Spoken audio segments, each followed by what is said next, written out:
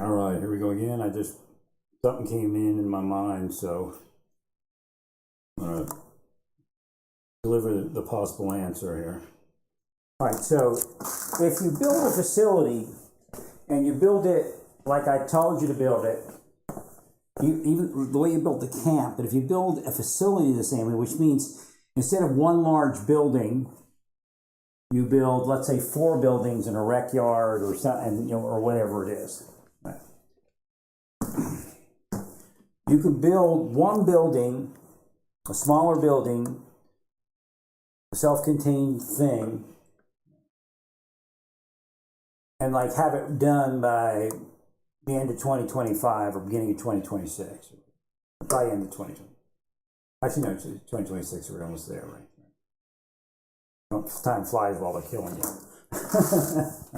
So you essentially, you bring on a section, a self-contained section as it's completed. So what will happen is you might not be completed till 2027, but you'll have maybe 3 other sections on by 2026, by the end of 2026. You see? Instead of waiting for the entire, because the way you design, I guess some of them are just one big building and you got to wait for the building to be finished before anybody's housed there. But if you build smaller buildings, let's say you're going to build a 3,000 person facility, one section could be on, or 500 could be housed there within 6 months. And then within 12 months, you can have 1,000. Again, that number is just grabbing out of the air, showing an example. So that's the way you should build it. So you can build sections at a time, and that's probably the best way to do it while you're staffing it. Yeah, that's the way we did FCI Fort Dix. Even though the buildings were up, we brought on a couple buildings at a time, and then we were hiring staff, and people were being trained.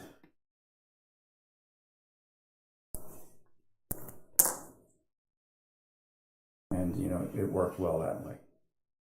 So like when I started working there, they had like a couple buildings up and full of inmates, and it was pretty funny because you had like all these correctional officers, and we'd all go down to the building at the same time to learn the trade craft, or trade whatever it was, corrections, So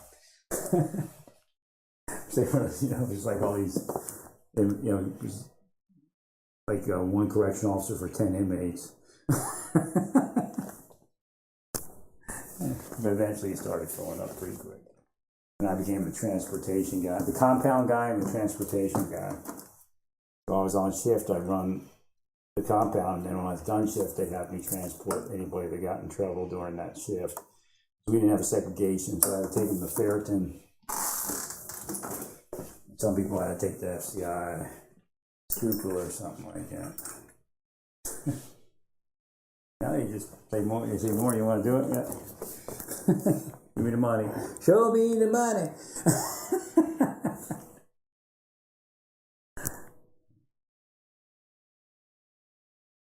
I worked hard for that money. Coffee got me through. It's all coffee. It was all coffee. But it's tough, being a good worker, man. I mean, government people are so vindictive. Being asleep, it was horrible. I had no idea what they were doing. They were like talking to my wife when the deep state was talking to my wife when she would go shopping, and put shit in her head, and I didn't know that. Right?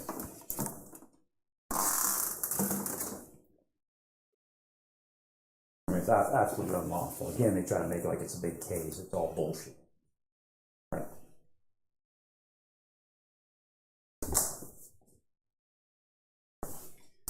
I guarantee somebody at Fort Dix that was a prisoner paid to have me done. But that's not the only person, I'm sure. Or at least a couple of inmates.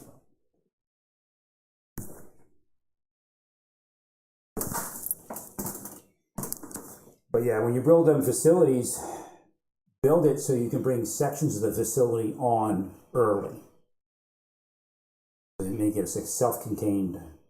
Again, when we're talking about immigration, detainees, it's not generally that high of a security, like you couldn't do that. That's why I say each building should have a fencing around it.